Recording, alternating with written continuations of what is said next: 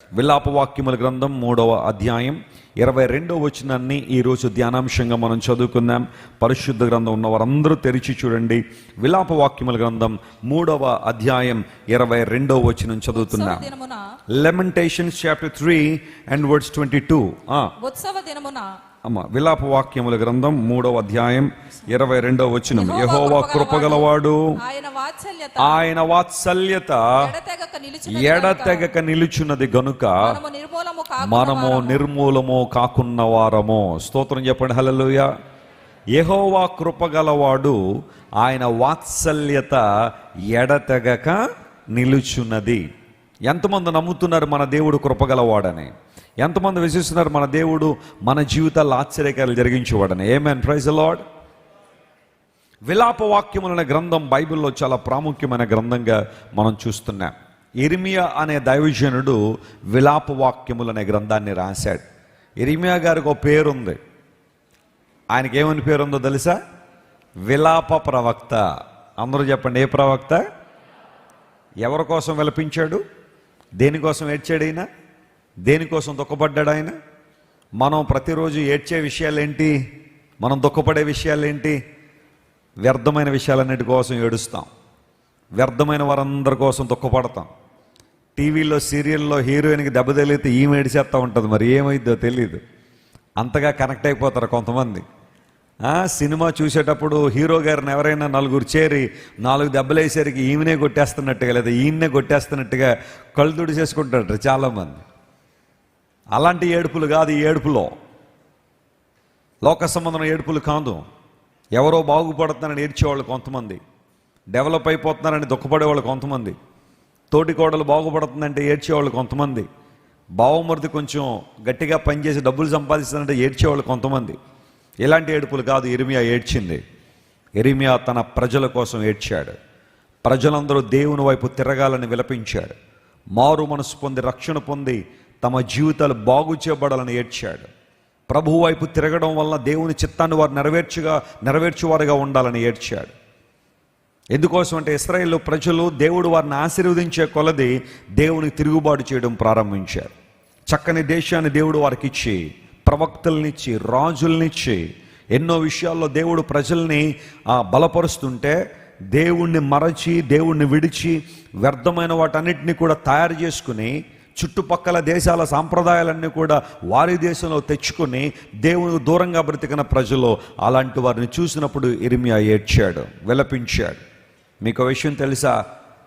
దేవుని చేతిలో బలంగా వాడబడే ఏ దైవజనుడైనా కన్నీటితో ప్రార్థన చేసిన దైవజనుడై ఉంటాడు. స్తోత్రం చెప్పండి. హల్లెలూయా. ఆత్మల కొరకు విలపించిన వారై ఉంటారు. అనేక మంది రక్షణ పొందాలని దేవుని సన్నిధిలో ప్రార్థించిన వారై ఉంటారు. ప్రపంచ చరిత్రలో చాలామంది దైవజనులు దేవుని సన్నిధిలో మోకాళ్ళుని అనేక ఆత్మల సంపాదన కోసం ప్రార్థన చేశారు. జాన్ నాక్స్ అనే దేవుని సేవకుడు ప్రార్థన చేసేవాడు దేవుని సన్నిధిలో. మోకాళ్ళు వేసి ప్రార్థన చేసి, ప్రభువా, స్కాట్లాండ్ అనే దేశంలో నన్ను పుట్టించావు, స్కాట్లాండ్ అనే దేశంలో నేను పెరిగాను, ఈ దేశాన్ని గురించిన బాధ్యత నా మీద ఉంది, స్కాట్లాండ్ రక్షించు ప్రభువా అని దైవజనుడు జాన్ నాక్స్ ప్రార్థన చేసేవాడు. ఇంగ్లాండ్ దేశంలో గొప్ప ఉద్యోగాన్ని రగిలించిన దైవజనుడు, ఆంగ్లదేశ అపోస్తలుడని పిలుస్తారు, జాన్ వెస్లీ అనే దేవుని సేవకులు.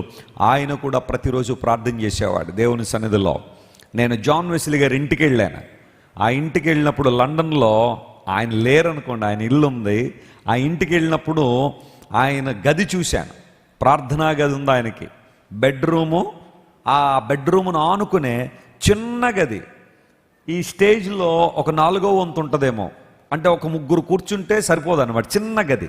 ఆ గదిలో ప్రతిరోజు జాన్ వెస్లీ గారు ఉదయం 4 గంటలకు లేచి ప్రార్థన చేశారట. ఆయన మోకాళ్ళని ప్రార్థన చేస్తూ ఉంటే ఆ గదిలో అనేక అద్భుతాలు, ఆశ్చర్యకార్యాలు జరిగేవి.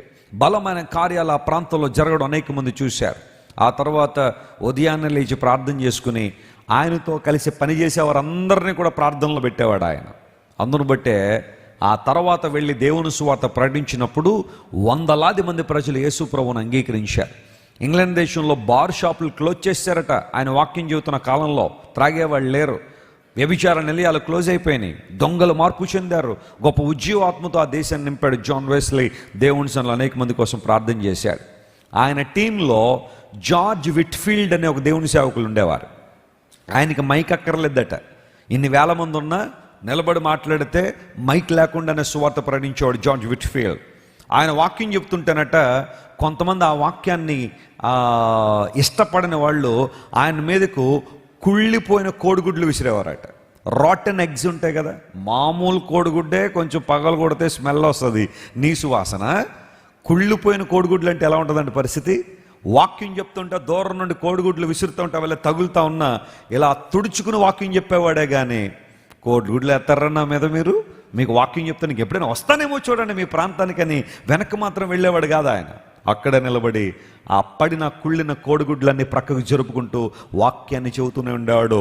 ఆయన వాక్యం చెబుతుంటే ఒక రైఫిల్, ఒక గన్, ఒక పిస్టల్తో కాలిస్తే మనుషులు ఎలా వెనక్కి పడుతూ ఉంటారో అలా పడేవారట. గుండెలు బాదుకుని ఏడ్చేవారు తమ పాపాలు దేవుని సన్నిధిలో ఒప్పుకునే. దేవుని కృప కొరకు, ఆయన కనికరం కోసం చాలామంది వేడుకున్నారు. పాప జీవితంలో విడుదల పొందాలని, తీర్పును తప్పించుకోవాలని, నరకాగ్ని గుండాన్ని తప్పించుకోవాలని దేవుని సేవకులు వాక్యం చెబుతున్నప్పుడు స్పందించిన ప్రజలు అనేక మందికి ఆశీర్వాదకరంగా మారారు. దేవుని సన్నిధికి చాలా కాలం నుండి వస్తున్నావు, నీ బ్రతుకు ఇంకా మారలా, నువ్వు ఇంకా మారు మనసు పొందలేదు. ఏదో ఆచారంగా వచ్చి వెళ్ళిపోతున్నావు, మీ తల్లిదండ్రులను సంతోషపెట్టాలని వస్తున్నావు, భార్యను సంతోషపెట్టాలని వచ్చి కూర్చున్నావు కాసేపు, కానీ నువ్వు ఇంకా దేవుని వాక్యానికి లోబడలే, మారు మనసు పొందలేదు, రక్షణ పొందలేదు. అలాంటి వారి నిమిత్తం దేవుని సేవకులు ఏడ్చారు, ప్రాధేయపడ్డారు దేవుని దగ్గర. ప్రభువా రక్షించిన ఆయన, పాప ఉగ్రత నుండి వారిని తప్పించు ప్రభువా, నరకాగ్నిగుండం నుంచి తప్పించిన ఆయన. నరకపు వేదన ఎంత భయంకరమైనది ఇంకా చాలామందికి అర్థం కావట్లేదయ్యా. మారు మనసు పొందకుండా కనుక చనిపోతే, రక్షణ పొందకుండా కనుక చనిపోతే భయంకరమైన శిక్ష మనిషి కొరకు కాచుకుని ఉంది. స్వామి వీళ్ళందరినీ రక్షించు ప్రభువా అని దేవుని బిడ్డల కన్నీళ్లు కార్చి ప్రార్థన చేశారు. ఒక హడ్సన్ టాలర్ గురించి తన తల్లి కన్నీటి ప్రార్థన హడ్సన్ టాలర్ని ప్రభు దగ్గర తీసుకొచ్చింది. ఒక అగస్టిన్ కొరకు తన తల్లి మోనిక కన్నీటి ప్రార్థన చేసింది కాబట్టే అగస్టిన్ ప్రపంచ చరిత్రకు ఆశీర్వాదకరంగా మారగలిగాడు.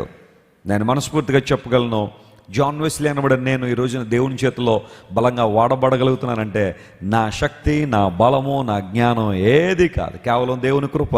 రెండవది నా తల్లిదండ్రులు మరియు సంఘము ప్రార్థన. దేవుని నామమున స్తోత్రం కలుగునుగాక. నా తల్లి నా కోసం చేసిన ప్రార్థన చాలా చాలా గొప్పది. ఆమె దేవుని సన్నిధిలో మోకాళ్ళుని మా ముగ్గురు బిడ్డల కోసం, మా ముగ్గురు కోసం ప్రార్థన చేసినప్పుడు దేవుడు ఈ రోజున మా ముగ్గురిని దేవుని సేవలో వాడుకుంటున్నారు, దేవుని పరిచర్యలో వాడుకుంటున్నారు. కారణం ఏంటో తెలుసా? తల్లిదండ్రుల ప్రార్థనలు, సేవకుల ప్రార్థనలు సంఘం పట్ల, బిడ్డల పట్ల ఫలిస్తాయనడానికి ఎన్నో ఉదాహరణలు ఉన్నాయి. ఇర్మియా విలాప ప్రవక్తగా దేవుని సన్నిధిలో ప్రార్థించాడు. యెరూషలేము పట్టబడినప్పుడు బబులోను రాజైన నెబుకద్నెజరు యెరూషలేమును పట్టుకుని దేవుని బిడ్డలను చెరగొని దేవాలయాన్ని ధ్వంసం చేసి దేవాలయంలో ఉన్న వాటన్నిటిని కూడా కట్టలు కట్టి తీసుకుని వెళ్ళిపోయి మనుషులందరినీ కూడా బందీలుగా మార్చి తీసుకెళ్ళిపోతున్నప్పుడు గుండెలు బాదుకుని ఏడ్చాడు ఇర్మియా. దేవుని సన్నిధిలో ప్రాధేయపడ్డాడు. జనభరితమైన పట్టణం ఎట్లు ఏకాకిగా మారిపోయింది. యోధా కన్నీళ్లు కారుస్తుంది, ఎందుకంటే తన విట్టకాండ్రు దాన్ని మోసం చేశారు.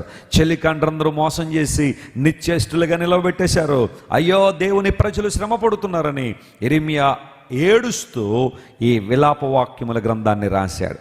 ఒక్కొక్క మాట చాలా పదునుగా ఉంటుంది ఈ గ్రంథంలో. ఒక్కొక్క మాట చదువుతుంటే ఎందుకు దేవుని బిడ్డలు శ్రమ పడాల్సి వచ్చింది, ఎందుకు కొన్నిసార్లు దేవుడు తన బిడ్డలను చెరగ పంపిస్తాడనే విషయం చాలా క్లియర్గా ఉంది. అయినప్పటికీ కూడా ఒక సందర్భంలో దేవుడు మాట్లాడుతున్నాడు ప్రవక్త ద్వారా, యెహోవా కృపగలవాడు. స్తోత్రం చెప్పండి. కొన్నిసార్లు నువ్వు ప్రభువులో బలంగా ఉన్నప్పటికీ, కొన్నిసార్లు ప్రభువులో స్థిరంగా ఉన్నప్పటికీ చిన్న చిన్న శ్రమలు నీ జీవితంలో దేవుడు అనుమతింపజేస్తాడు. ఎందుకోసం తెలుసా? నేను ముంచేయడానికి కాదు, నేను ఇంకా ఉన్నతమైన స్థితిలో నిలబడడానికి. నమ్మిన వారు స్తోత్రం చెప్పాడు. హల్లెలూయా. కొన్నిసార్లు దేవుని బిడ్డలకు కూడా శ్రమలు వచ్చాయి. అలాంటి సందర్భంలో వారు దేవునిలో విశ్వాసంలో స్థిరపడ్డారు.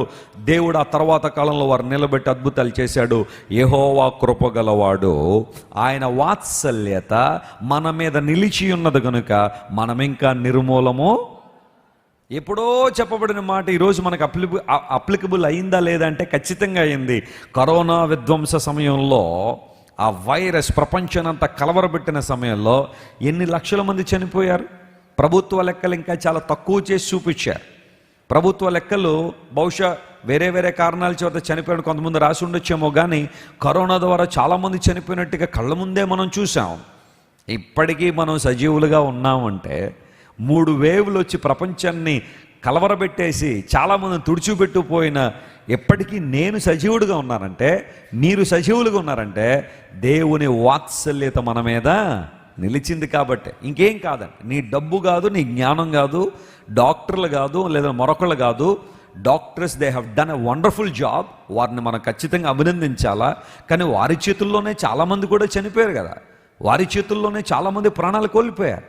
ఇన్ఫ్యాక్ట్ కరోనా సమయంలో అనేక మంది వైద్యం చేసిన డాక్టర్లు కరోనా వచ్చి సుమారుగా ఉన్న భారతదేశంలో 2000 మంది డాక్టర్లు చనిపోయారట.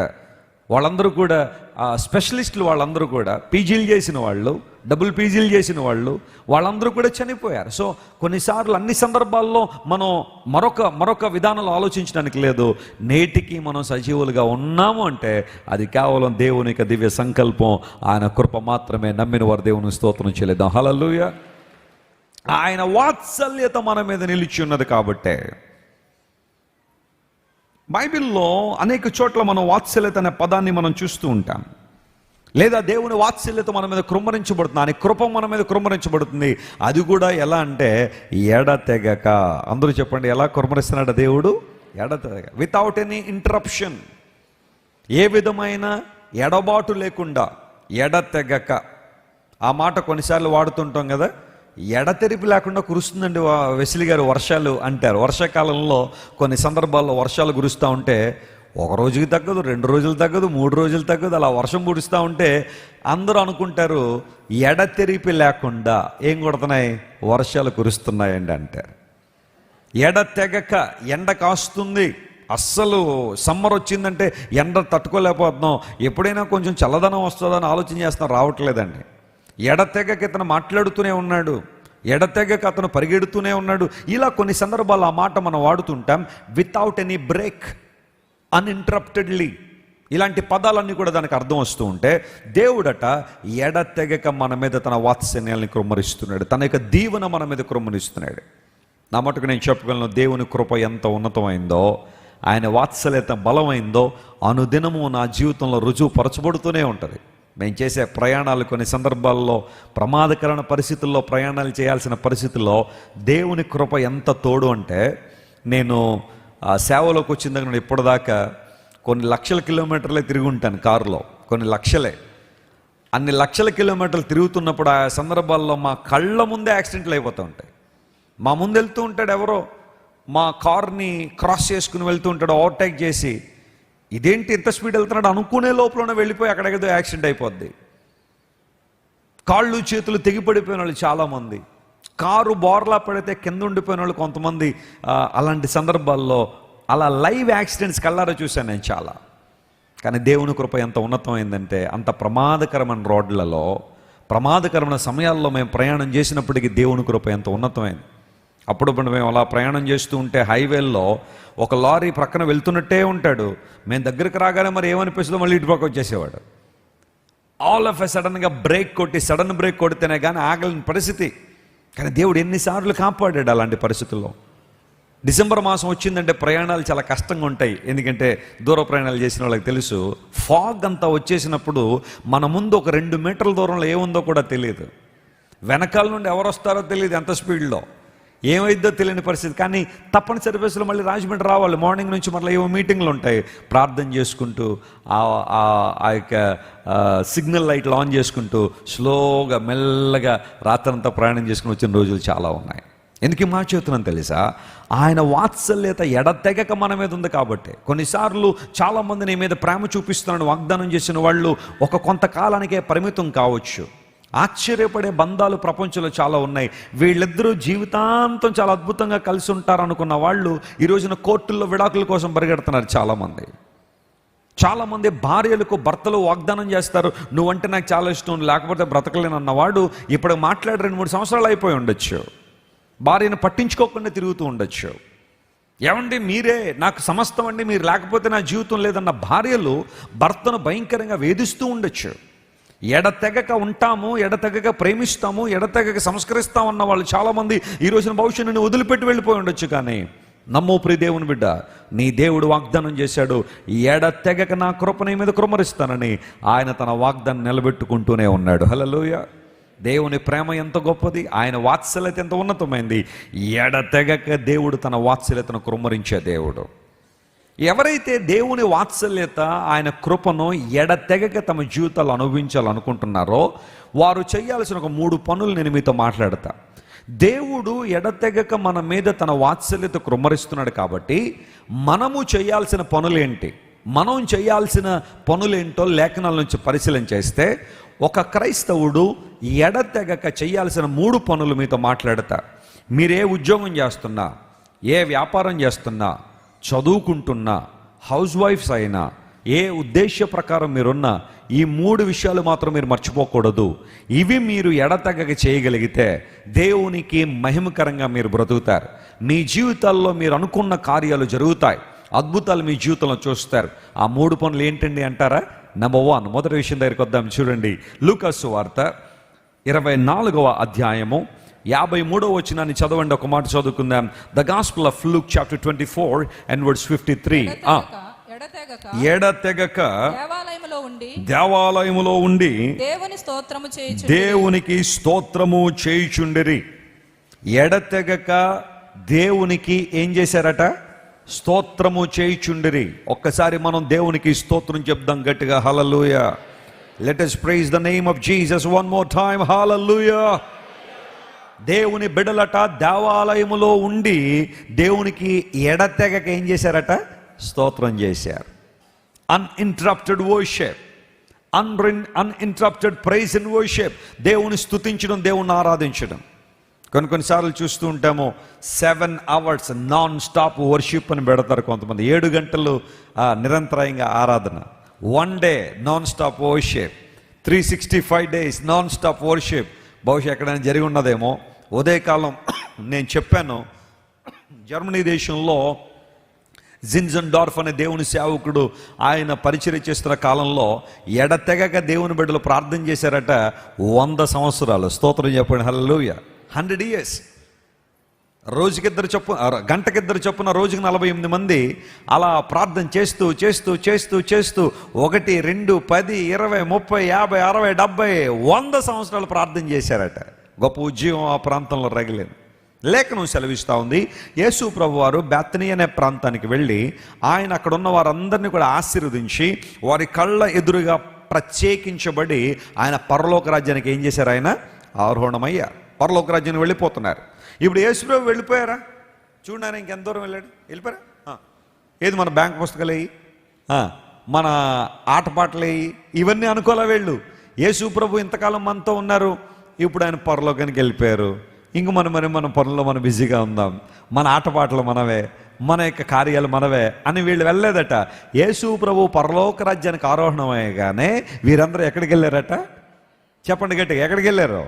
దేవుని ఆలయంలోనికి వచ్చి ఎడతెగక దేవుని ఏం చేస్తున్నారు? స్తోత్రం చేస్తున్నారు. హల్లెలూయా. దేవా, నువ్వు మా కోసం దిగి వచ్చినందుకు నీకు స్తోత్రం. మా కోసం సిలువలో త్యాగాన్ని చేసినందుకు స్తోత్రం. మా కోసం సిలువలో నలగొట్టబడినందుకు వందనాలు. ప్రభువా, మా కోసం క్రయధనాన్ని చెల్లించినందుకు స్తోత్రమయ్యా. మా కొరకు మా పాప భారాన్ని భరించి సమాప్తమైనదని ప్రకటించి మా క్రయధనాన్ని చెల్లించినందుకు వందనాలు.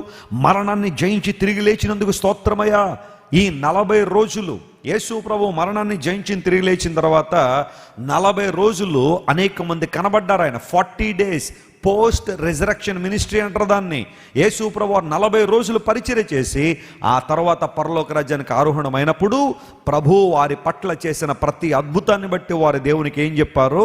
స్తోత్రం చెప్పారు. అలాంటి అనుభవం మనలో ఉందా? దేవుని స్తోత్రం చేసే అనుభవంలో ఎదుగుతున్నామా? ఆయన స్తుతించే అనుభవం మనలో ఉందా? లేదా ప్రతి చిన్నదానికి శనిగే అనుభవం నేర్చుకుంటున్నావా? ప్రతి చిన్నదానికి సనుగుతారు కొంతమంది. స్తుతించే అనుభవం లేదు, దేవునికి థ్యాంక్స్ చెప్పే అనుభవం లేదు. ప్రతి చిన్నదానికి 10,000 రూపాయలు చేతిలో శాలరీ రాగానే వచ్చినాయిలే 10,000 అనుకుంటారు కొంతమంది. అమ్మ మాట చెప్పమంటావా? కనీసం ఆ 10,000 కూడా రాని వాళ్ళు ఎంతమంది ఉన్నారు తెలుసా భూమి మీద? చాలామంది ఉన్నారు. థ్యాంక్స్ చెప్పావా? మొన్న ఒక యవనస్తునితో మాట్లాడుతాను, బాబు ఏంటే సంగతి అంటే, నేను ఒక చోట పని చేస్తున్నానన్న. ఎప్పుడు వెళ్తావు? Morning 9 o'clock వెళ్తానన్న. మళ్ళీ ఎప్పుడు వస్తావు? ఈవినింగ్ 9 అయిపోతుందన్న. ఉదయం 9 నుంచి రాత్రి 9 గంటల వరకు పని చేస్తున్నానన్న. ఏమాత్రం ఇస్తారు శాలరీ అంటే 7,000 ఇస్తున్నారన్న అన్నాడు. 7,000. నాకు చాలా ఆశ్చర్యం అనిపించింది. మార్నింగ్ 9 గంటల నుండి రాత్రి 9 గంటల వరకు అలా నిలబడి పనిచేస్తానట. కష్టపడి పనిచేస్తే ఆ తమ్ముడికి వస్తుంది నెలకు వచ్చేసరికి ఎంత? 7,000. దేవుడు నీ చేతిలో 10,000 పెడతా, నీకు అసలు ఆనందం రాట్లా, సంతోషం రాట్లా. ఉన్నతమైన ఆశయాలు పెట్టుకోద్దని నేను అంటల్లా. జీవితాంతం ఆ 10,000తోనే బతకమని నేను చెప్పట్లా. ఎదగాలి, మనం ఫలించాలి, కానీ కృతజ్ఞతాపూర్వకంగా ఎదగాలి. స్తోత్రం చెప్పండి, హల్లెలూయా. నీకున్న దాన్ని బట్టి ముందు దేవునికి ఏం చేయాలా? స్తోత్రం చెల్లించాలి. అంతేకాని ఉన్న వాటిని బట్టి ఆడవద్దు. ఎప్పుడు ఇలా చేసేయంటేనే బాధపడొద్దు. అంచెలంచెలుగా దేవుడిని అభివృద్ధిలో నడిపిస్తాడు. ఖచ్చితంగా నువ్వు దేవునికి నమ్మకంగా ఉండగలిగితే ఆశ్చర్యకారాలు జరుగుతాయి. ఈ పరిచర్య ప్రారంభం కేవలం 2తో ప్రారంభించబడింది. ఆత్మీయ తల్లిదండ్రులు ఇద్దరు కూడా వారి ముందు ఇద్దరే ఉన్నప్పుడు అదే వాక్యం ప్రకటించేవారు దేవుని సేవకులు. దేవుని స్తుతించడం, ప్రార్థన చేయడం. 2 ఉన్నారు కదా అని చెప్పి 2 నిమిషాలు వాక్యం చెప్పి ముగించలేదు మా నాన్నగారు. ఆదివారం ఎలాంటి క్రమము ఈ రోజు నిర్వహిస్తున్నామో 2 ఉన్నప్పుడు కూడా అదే క్రమము. దేవుని నామమున స్తోత్రం కలుగును గాక. దేవుడు విశ్వాస్యతను చూశాడు, నమ్మకత్వాన్ని చూశాడు, సేవలో ఉన్న భారాన్ని ప్రభు గుర్తించాడు. ఎలా అంచెలంచెలుగా 2 9 అయ్యారు, 9 8 అయ్యారు, 800 100 నుండి 300 అలా అలా అలా దేవుడు ఈ రోజున ఇన్ని వేల మందిగా క్రైస్ట్ వర్షిప్ సెంటర్ని మార్చారంటే ఇది ఓవర్ నైట్లో జరిగిన కార్యం కాదు. దేవుని స్తుతించాం. మా ముందు 300 మంది ఉన్నప్పుడు కూడా దేవుని స్తుతించాం. ప్రభువా, నీవు ఇచ్చిన సంఘాన్ని బట్టి నీకు స్తోత్రాలు. ఈరోజు కొన్ని వేల మందిగా తీర్చిదిద్దమైన క్రైస్ట్ వర్షిప్ సెంటర్ను కూడా ప్రభువుని చేతిలో పెట్టి ఆయన స్తుతిస్తా. ఇక్కడికి వచ్చే ప్రతి ఒక్కరూ చాలా విలువైన వారని మాకు తెలుసు. దేవుని నామమున స్తోత్రం కలుగును గాక. మీలో ఏ ఒక్కరూ కూడా నిరుపమైన వారు కాదు. Every individual is very important to us. యేసు క్రీస్తు ప్రభు ప్రతి ఒక్కరి మీద ఆయన బాధ్యత కలిగి ఉన్నారు. ఎన్నో పనులు ఉన్నప్పటికీ వాటన్నిటి ప్రక్కన పెట్టి దేవుని మందిరంలో కూర్చోవాలని మీరు వచ్చారు. దేవుడు మీ విశ్వాస్యత, నమ్మకత్వాన్ని చూస్తున్నాడు. ఆయన ఉన్న వాటిని బట్టి మనం ఏం చేయాలి? దేవునికి స్తోత్రం చెప్పాలి. పౌలు భక్తుడు స్తోత్రం చెప్తున్నాడట దేవునికి. రోమాపత్రిక చూడండి ఒకసారి. రోమాపత్రిక 6వ అధ్యాయం 18వ వచనం చదివితే అందులో ఒక మాట ఉంటుంది. Romans chapter 6 and verse 18, the Bible says, పాపము నుండి విమోచింపబడి నీతికి దాసులైతిరి. చెప్పండి, మీరు నీతికి ఏమయ్యారు? దాసులయ్యారు. ఇందుకు దేవునికి స్తోత్రం. ఎప్పుడు దేవునికి స్తోత్రం? పాపము నుండి విమోచింపబడి నీతికి ఏమయ్యామట? మనం దాసులమయ్యాం. అంటే ఒకప్పుడు మనందరం పాపానికి ఎలా ఉన్నాం? దాసులుగా ఉన్నాం. పాప దాస్యంలో బ్రతికాం. ఇశ్రాయేలు ప్రజలు ఐగుప్తు దేశంలో 400 సంవత్సరాలు బానిసలుగా ఉన్నట్టుగా మనం కూడా అనేక సంవత్సరాలు పాప బానిసత్వంలో బ్రతికాం. ఎప్పుడైతే యేసు ప్రభువుకు మన జీవితాన్ని అప్పగించామో, సత్య దేవుడు, నిత్య దేవుడైన మన ప్రభువును, రక్షకుడైన యేసయ్యకు మన జీవితం అప్పగించామో, ఇప్పుడు ఈయన పాపము నుండి మనల్ని విడిపించి, చెప్పండి, నీతికి ఏం చేశాడట? ఆయన దాసులుగా చేశాడు. ఇందుకు దేవునికి స్తోత్రం. కొంతమందికి దేవునికి స్తోత్రం ఎక్కడ చెప్పాలో తెలియదు. ప్రతి మాటకి ఏం చెప్తా ఉంటారు? దేవుని స్తోత్రం అంటారు. అలా ప్రతి మాటకి చెప్పకండి, అతకదు. కొన్నిసార్లు ఒక ఆమెని సాక్ష్యం చెప్పమంటే, మా ఆయన రోజు రోడ్డు మీద తాగి పడిపోతాడని దేవుని స్తోత్రం అండి అందా. దానికి ఎందుకమ్మా దేవుని స్తోత్రం? అక్కడ ఏం మహిమ వచ్చింది దేవునికి? మీ ఆయనగారు రోడ్ల మీద పడిపోయి దెబ్బలు తగిలించి రక్తాలు కారిపోతాడు, దేవునికి స్తోత్రమా? ఆయన మారినప్పుడు చెప్పు స్తోత్రం. హల్లెలూయా. నా భర్త ఒకప్పుడు త్రాగి పడిపోయేవాడండి, యేసయ్య ఆయన్ని మార్చాడండి, బతుకు బాగుపడిందండి, ఇప్పుడు దేవుని స్తోత్రం అని చెప్పు. అందరం చెప్తాం దాంతోపాటు. అంతేగాని అలా ఉంటే కుదరదు. మా ఆయన మొన్న 2వ ఫ్యామిలీ పెట్టాడని దేవుని స్తోత్రం అంటే దానిలో ఏమొచ్చింది? దేవుని స్తోత్రం. అలాంటి స్తోత్రాలు చెప్పకండి అనవసరంగా. నా కుమార్తెను సాతాను పీడించేస్తున్నాడండి, దేవుని స్తోత్రం అండి అందొక ఆమె. సాతాను పీడించినది ఎందుకమ్మా దేవుని స్తోత్రం? ఆమె కోసం ప్రార్థన చేయి, విడుదల పొందుతుంది. అప్పుడు దేవుని స్తోత్రం చెప్పు. ఎక్కడ స్తోత్రం చెప్పాలో తెలియదు కొంతమంది, ఎక్కడ హల్లెలూయా చెప్పాలో తెలియదు. సేవకులు ఉంటారు కొంతమంది, హల్లెలూయా అని ఊతపదం చేసేసుకుని ప్రతి మాట వెనకాల హల్లెలూయా. మొన్న ఒక ఆయన అన్నాడు, ఎవరో సాతాను చాలా బలంగా మోసం చేస్తున్నాడు, దేవునికి స్తోత్రం హల్లెలూయా అన్నాడు ఆయన. అందులో దేవునికి అక్కడ ఎక్కడొచ్చింది మహిమ? అసలు ఆ మోసం నువ్వు విడుదల పొందావు అప్పుడు చెప్పు. అందును బట్టే పౌలు చాలా స్పెసిఫిక్గా రాశాడు, పాపము నుండి విమోచింపబడి నీతికి దాసులమయ్యాము, ఇందుకు దేవునికి స్తోత్రం. హల్లెలూయా. నువ్వు మారినప్పుడు దేవునికి మహిమ. నువ్వు పాప జీవితంలో విడుదల పొందినప్పుడు దేవునికి మహిమ. నీ బ్రతుకు పాప బంధకాల నుంచి బయటకు వచ్చినప్పుడు దేవునికి మహిమ. అలాంటి మహిమలో ఉండాలని ఆశిస్తున్నావా? పాపము నుండి విడుదల పొందావా? చూడండి, పాపమట మొదట చాలా సింపుల్గా కనబడుద్దట. పాపం చాలా నేత్రాలకు చాలా ఆకర్షణగా కనబడుతుంది, కంటికి చాలా ఆకర్షణగా కనబడుతుంది, ఒంటికి చాలా ఆకర్షణగా ఉంటుంది పాపం. ఏ పాపమైనా అంటించుకునేటప్పుడు చాలా సరదాగా ఉంటుంది, కానీ రాను రాను రాను రాను అదే పాపం మనిషిని ఛిద్రం చేసేస్తూ ఉంటుంది, జీవితాలను పాడు చేస్తూ ఉంటుంది. భయంకరమైన పరిస్థితిలో చాలామంది జీవించే పరిస్థితి ఉంది. ఏదైనా సరే అంటించుకునేటప్పుడు ఏదో కారణం ఉంటుంది చాలామందిలో. ముంబైలో జరిగిన నిజమైన సంఘటన చెప్తున్నా, ఒకసారి జాగ్రత్త వినండి. ఒక ఇల్లు ఉంది, తల్లి తండ్రి, 2 పిల్లలు. They are very well off. వారికి వ్యాపారాలు ఉన్నాయి, చాలా డబ్బులు ఉన్నాయి. ముంబైలో చాలా అద్భుతమైన ఫ్లాట్ ఉంది వాళ్ళకి. ఈ రోజుల్లో ముంబైలో ఫ్లాట్లు కొనాలంటే చిన్న విషయమా? 3.5 కోట్లట ఒక ఫ్లాట్ కొనాలంటే. రాజమండ్రిలో ఎవరైనా ఫ్లాట్ కొనుక్కుంటానంటే 35 లక్షల్లో 45 లక్షల్లో ఫ్లాట్ వస్తుంది. సేమ్ అదే ఫ్లాట్ ముంబైలో కొనాలంటే 3.5 కోట్లు పెట్టాలా. హైదరాబాద్లో కొనాలంటే 1.5 కోటిన్నర ఇప్పుడు నడుస్తూ ఉంది, ప్లేస్ని బట్టే కదా. అదే మెన్హాటన్లో, న్యూయార్క్లో కొనాలంటే మామూలు ఉండదు, 25 కోట్లు ఉంటుంది అక్కడ చిన్న ఫ్లాట్ కొనుక్కోవాలంటే. చాలా చాలా ధనం ఉంది, హోదా ఉంది, అన్నీ ఉన్నాయి. అలాంటి సందర్భంలో అదే స్థాయిలో ఇంట్లో పాపం కూడా జరుగుతుంది. భర్త దారి తప్పేశాడు, భార్య ఇష్టానుసారంగా ఉండేది, పిల్లలు కూడా అదే అలవాటు చేసుకున్నారు. ఒక్కొక్క సందర్భంలో పిల్లరా భార్యాభర్తలు ఇద్దరు కూడా ఏదో పనుల మీద బయటకు వెళ్తూ పిల్లల్ని ఇంట్లో ఉంచేస్తుండేవారు. ఇంట్లో ఉంచేసి వాళ్ళకేవో టీవీ ఆన్ చేసి అది ఇది చూడండి అని చెప్పి వాళ్ళని పెట్టేసి వీళ్ళు మాత్రం బయటికి వెళ్ళిపోతుండేవారు. ఒక రోజున పురిలర భర్త ఆఫీస్కి వెళ్ళిపోయాడు. ఆఫీస్కి వెళ్ళిపోగానే జరిగిన పరిస్థితి ఏంటి అంటే, ఈ భార్య ఏదో పని కోసం అని కిందకు వచ్చింది, ఆ బిల్డింగ్ ప్రక్కకో లేదా ఏదో చిన్న పని కోసం వెళ్ళింది. భర్త ఏమో దూరంగా ఆఫీసులో ఉన్నాడు. వెళ్తూ ఏం చెప్పిందంటే, 2 పిల్లలకి టీవీలో ఏదైనా కార్యక్రమం వేసుకుని చూడండి రా అని చెప్పి ఆమె వెళ్ళిపోయింది. ఈ లోపల పిల్లలు 2 టీవీ ఆన్ చేశారు. ఆన్ చేయగానే అందులో ఒక వైలెంట్ సినిమా ఒకటి వస్తుంది, మూవీ. అందులో తన్నుకోవడం, పొడుచుకోవడం, కొట్టుకోవడం, ఇదే మూవీ అంతా కూడా. ఎప్పుడైతే ఆ యొక్క టీవీలో ఆ కార్యక్రమం వస్తుందో అందులో ఒకడు మరొకడిని ఒక కత్తి తీసుకుని పొడుస్తున్న సన్నివేశం వస్తుంది. డబ్బుల కోసం చాలా ఎక్కువగా చిత్రీకరించారు దాన్ని. ఏమనుకున్నాడో తెలీదు, ఆ ఇద్దరిలో ఒకడికి ఏ ఆలోచన వచ్చిందో గబగబా వంటగదిలోకి వెళ్ళి ఒక చాకు పట్టుకొచ్చాడు. తీసుకొచ్చి అక్కడ ఎలాగైతే జరుగుతుందో ఒకడిని ఎలాగైతే పొడుస్తున్నాడో ఈ అన్నయ్య తమ్ముడిని అలాగే పొడవడం ప్రారంభించాడు. అన్నయ్య నన్ను పొడుస్తున్నావేంట్రా అంటే వాడేం మాట్లాడడంలా, అక్కడున్నది చెయ్యాలనుకున్నాడో ఏంటో అలా కళ్ళ ముందు పొడి చేయడం ప్రారంభించాడు తమ్ముడిని. రక్తం చిమ్మేస్తుంది సోఫా అంతా కూడా. ఆ తమ్ముడు ఏం జరుగుతుందో తెలియని పరిస్థితుల్లో భయంకరమైన రీతిలో పడిపోయి ఉన్నాడు. ఈ లోపల తల్లి వచ్చింది. తల్లి రాగానే పెద్దోడికి భయం వేసింది, ఎక్కడ పోవాలో తెలియలేదు. తల్లి అలా వచ్చి లోపలికి వచ్చి ఈ సోఫా కింద పరిస్థితులన్నీ చూస్తూ ఉన్నాడు.